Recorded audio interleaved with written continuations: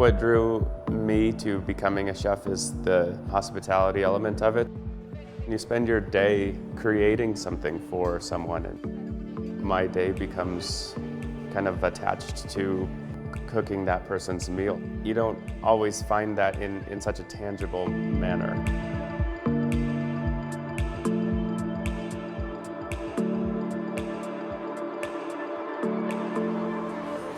When Duncan and Ali opened up Beckon, I love seeing it because I think that it's a very outside the box, almost dangerous way to go about the food business at this point. You're sat around a counter that surrounds the kitchen.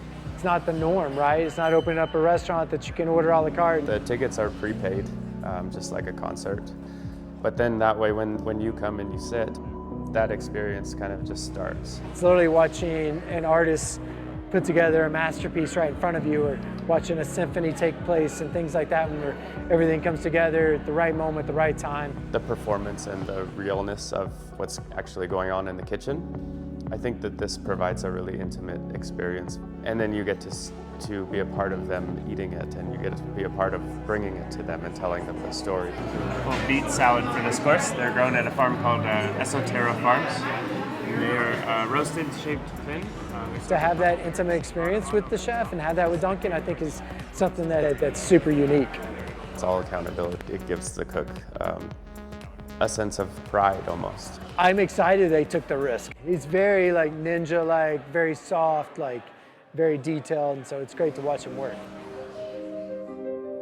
Building a menu, I think, starts with, first and foremost, it's the product.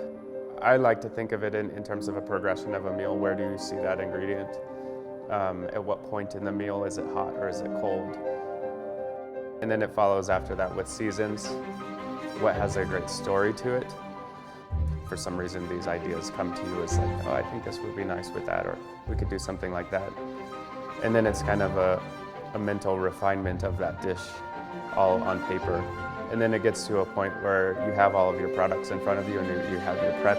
And then I think it's just repetition in starting somewhere, putting something on a plate together. And in the first iterations, usually it's not very attractive, and it's more of just on the basis of flavor alone. And then I think it's as you keep doing it, as most things in life, right? You eventually end up with a product that I think you're hopefully very proud of and hopefully very excited about, and tells the story and kind of has a little space inside of you as like a creation, you know?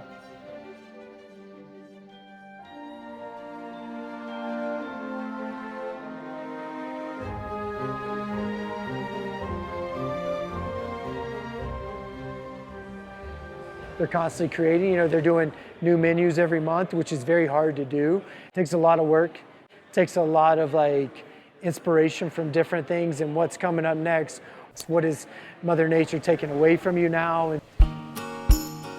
We should check out the fennel flowers here. So I love plants. We're getting multiple products off of one plant, and we're harvesting them as baby and then as full. And then now, these incredible flowers. The architecture of this is just amazing. Yeah, it's incredible. And then the taste. And then the taste. And the flavor and the aromatics on that are so intense. But afterwards, when we get all the fennel pollen off, you make infusions out of the stalk, and it literally it'll turn vodka black with that rich anise. It's incredible. Yeah, we should make something with all that. Even you eat that. There's enough flavor in there, so I think it's very important for us to support the farmers and source as much as we can from the local guys. I think one of the interesting things about being here in Colorado is that there is an abundance of foods here. We are still in the sort of high desert, so they're a little bit more difficult to come by. I think it's about finding products like that within your community. You growing this product, you're changing people's preconceived notion of what that is, because it's different than what comes in the grocery store.